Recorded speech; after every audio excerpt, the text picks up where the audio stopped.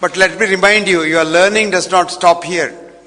Getting a degree is only a license to learn more, especially in medicine, because the data now says new data pours into medical arena 7% per month. So if you don't study for 6 months, half of what you know has changed and you don't know which half it is. That's the problem. That's the problem with most of us. So you have to keep on studying till you die. The only time you stop studying is when you go under and or probably get burnt. The question is, what is this all about? What are we doing? It is time now occasionally to look back and take stock of what the profession is doing. And if you look at it today, the profession is nothing to really write home about. It has not set the Gomti on fire, nor has it set anybody in any. It's actually in very bad times. It's in the crossroads, looking which way to go. And when you are at the crossroads, it's better to take the road less traveled so that you take some new steps forwards. A lot has been talked about research. But let me remind you, my dear friends, that an audit of the best journals in the world, the so-called best journals, quote unquote, has shown that 97% of the research data that is published there is not worth the paper on which it is written. Because what is research? Repetitional research. This is what we do. We repeat what others have done. That's called repetitive research, which is of no consequence at all. Because it is Karl Popper, a great thinker, a professor of science philosophy in the London School of Economics in the 50s, wrote one very important sentence. In Hindi it is called Kahavat. He said, knowledge advances not by repeating known things, but by refuting false dogmas. It's only then that the knowledge goes forwards. And none of our research, not even one paper in the Indian journals that I know of, has taken knowledge forwards in any field, especially in medicine. I'll give you an example. 127 AD, Galen wrote that the liver pumps blood. For 1500 years, remember that? 1500 years, every professor of medicine, every researcher, everybody, every journal wrote that liver pumps blood. It was only in 1628, a thinking, ordinary, practicing doctor in London, who was not very busy, but he was curious about the world, seeing a small fire hydrant, thought that the blood comes and goes from the heart. So he wrote De Motu Cordis in 1628. William Harvey was his name. And for writing that, he was to be killed. Because if you oppose the great people in those days, you were either killed, poisoned, or sent into the mental hospital as a madman. So Harvey was to be killed. So some of his friends said, run for your life. So he ran out at darkness and walked up to Calais and took the boat, went to France, and was hiding in Germany for 1 full year. When the king called him back and said, look, your ideas are accepted, come back. Those days, you don't get an honorary degree or PhD from the governor. You get the king's accepting it. Then it becomes what is called thesis. Thesis is the pedestal on which the theory is kept. Hypothesis is something which cannot be kept up, so it is kept down under there. So the hypothesis becomes a thesis when the king accepts it. So the king accepted that, and William Harvey's De Motu Cordis, heart pumps blood. It took 1500 years in any area. Ptolemy in the 2nd century said sun goes around the earth. And for 5 centuries, every scientist said sun goes around the earth. It was only Copernicus in the 7th century who came and said no, earth goes around the sun. So it took 500 years for knowledge to go forwards. So I want you youngsters who have now got, really charged with all your enthusiasm to do research which refutes false dogmas in medicine, of which there are plenty. Actually, medicine is full of false dogmas. Demolish them one by one. Then people will be happy. Actually, it was in the year 2002, I was invited for a convocation address in the White Memorial Center of the University of California in Los Angeles, where I introduced a concept called medical humanism. What we need is humanism. Anything that you do should have some comfort for the other human being. That's called the real art of medicine. You know what art is? Art is making another man's day. So, art of medicine is making somebody comfortable, and that's the real humanism of medicine. So whatever is your degree, whatever is your encomiums, whatever are your achievements, see that the suffering humanity which needs your help gets what it wants. You don't know when you are well what you want. When you are ill, you want your doctor to be a god. You want your doctor to be the best human being that you have. And then, if you are ill, you know you want a good doctor. But when someone else is ill, you have to be a good doctor if you really want to reciprocate that feeling. That's called medical humanism, a word which Comte in France introduced for business humanism. Humanism in business, humanism in medicine, humanism in science. Today what has happened is, science has also lost its character. Science is actually inquiry. But today science has become a business. Science has become a religion. And science is so dogmatic, more dogmatic than religion.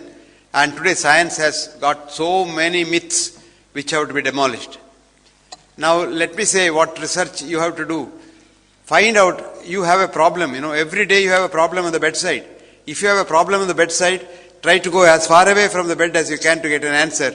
That is called true research. And this is the only way we can take knowledge forwards in this area.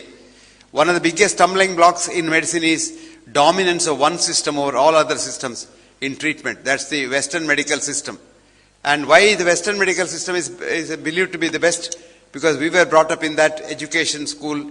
In school, we were told Western education is the best.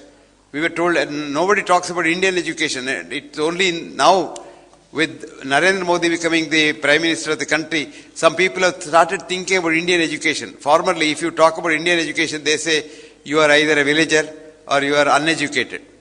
But truly, it's the West that wants Indian education today. Because Western education has no meaning at all. And Western education makes everybody same robot. Actually, no two human beings are alike. But the school wants you to be alike. And this is where our educational system has gone wrong. So unless we reform our school system, our research will not change also. So there's no use preaching to you at this stage. I should go and tell the primary school teachers what the child must be taught. To think, T-H-I-N-K. Actually, you'll be surprised. I started what's it called? Travel, TLC, travel, Leave to Think, LTC, Leave to Think Club, when I became the Dean of the Medical School. The membership is for a person with a curious idea, he becomes a member. And then, if he has a curious idea, we give him all the support to do research. And you will be surprised, we got so many good things about it. One boy came up with an idea saying that, sir, why do mosquitoes go around your nose and your face only? Why don't they go around your leg? I said, why? Because they like carbon dioxide. And I said, so what? I said, sir, I'll get a small little device which generates carbon dioxide. Keep it in the room so it attracts all the mosquitoes and they can be killed, so that the man or the woman can sleep comfortably without mosquito bite. Because today we have all chemicals, you see in the television chemicals. These will kill. Somebody said, oh, machcharon ka yamaraj hai. Then I told that man, oh, manushyon ka bhi yamaraj hoga, because it is the same biological cell that the man has also got. So they are as bad. But this is a great idea. This carbon dioxide is a great idea. Then he also said, sir, this neem oil repels mosquitoes. I said, how do you know? Let's do some research. So we had rats, 2 sets of rats, shaved them clean and put them in the cages with a lot of mosquitoes. One of them we smeared with neem oil, and you would be surprised, there is not a single mosquito bite on the neem oil mosquitoes. So these ideas come when you only allow people to think. If you don't allow them to think and think like anything else and what is in the book, vomit it out and mug it up and then get the first rank. Then we say, oh, he's a great boy, he's first rank, he's second rank, he's gold medalist, he's this, he's that. Congratulations. But then it's only mediocrity. You are competing with others. Real excellence comes when you compete with yourself. You must try to be better tomorrow than what you are today. That's called excellence. Mediocrity is competing with others. I am first in the class. So if you are first in your class, you may be last in the whole country. So it doesn't mean anything. It's only mediocrity. So we are only encouraging mediocrity in this country now. Now that's not good. Actually, you'll be surprised. When I congratulate all the gold medalists here, I congratulate more those who did not get the gold medalist. Do you know why? It is they who made you get the gold medal. You are only comparing with them. So you got a gold medal because someone else didn't get the gold medal and someone else was not as good as you are. So this kind of education must stop, and we must have excellent education where every student says, I am better today than what I was yesterday. Every teacher says, I am better today than what I was yesterday. Every researcher says, I am better today than what I was yesterday. Because today what we have to do is, if you want to start a university or an institution, what we look for in our country is a building. We must have a big building, we must have big infrastructure, we must have laboratories, we must have this, that. When Britain, after the Second World War, wanted to start one of the best postgraduate medical institutions called Postgraduate Medical School or Hammersmith Hospital, do you know what they looked for? The Parliament decided, catch hold of the brightest 4 brains in England, in UK. So they went around the country at that time and they picked up 4 people. Sheila Sherlock in Edinburgh, she was 29 years old, she was just a fresh MD, and they picked her up. Then Shafi Schaefer in London, and John McMichael in Middlesex. Then they had Christopher Booth from North, and they said, start an institution. Do you know where they started? In the military barracks in Duquesne Street. Even today, the postgraduate medical school is in a military barracks. It doesn't have a proper building. But what is the quality of work that goes on? On Thursday afternoon, there is a clinical meeting in Hammersmith Hospital, which is presided over for 44 years by one man, Christopher Booth. One man presides over. And you get people from all over the world coming, presenting their peculiar cases. And you would be surprised, this man moderates everything. And everybody is shivering to come to Hammersmith Hospital to present a case. That is the quality of work. And Sheila Sherlock changed the face of liver disease. Up until Sheila Sherlock came on the scene, hepatitis was a pus in the liver. She changed it. Christopher Booth and McMichael, they wanted to show that a catheter can be pushed into the heart. So they wrote down a letter to their wives. If they died, it is not the other man's mistake, it is his own mistake. So he said, Christopher Booth, you push your catheter into my heart, I'll push my catheter into your heart. So they lied down, pushed it, and when they didn't die, they knew heart can be catheterized. So that's the kind of research you do. That's called refutative research. And I want our students to do refutative research. One more thing that we can learn, some good things we can learn from the West which you don't try to learn. All bad things we learn very quickly. Some of the institutions in the West are maintained by their alumni. You will be surprised, Harvard University and even New York University, Columbia, they're all maintained by their alumni.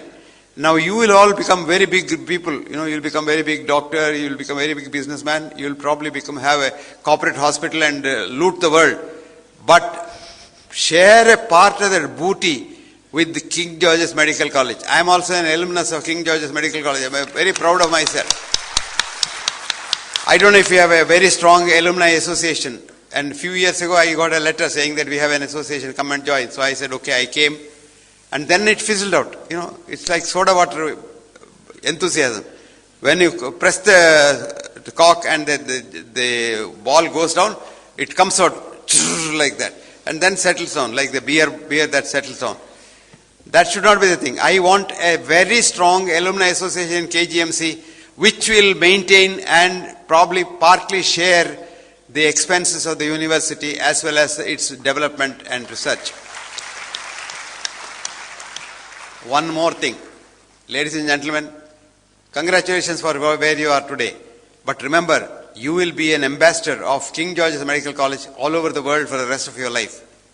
Don't monkey around. Whatever you do, the society looks at you and says, he is a Georgian. And to be a Georgian is a pride. And maintain that with, what is the greatest quality of a human brain? Educated human brain? Humility. The higher you go, the humbler you should be. There's a small little stanza in my language, Kannada, which says, Yeruvanu Ravi, sun goes up, Kattalodane Jagaladuvan, fighting the darkness. Yeridantele chikkavanagi toruvan. When he goes up, he becomes smaller and smaller. Yeridavanu chikkavanagirabeke emba matanu jagake saruvanu. When you go up, you must be humbler, is the message that sun gives to you every morning. You see the sun in the morning is so big. When he goes up, he becomes smaller and smaller and smaller. And as he goes up, he becomes very small. So friends, today you are MD, A, B, C, D, E, F, G, and all kinds of things. We are degree mad people in India. We want for everything 1 degree.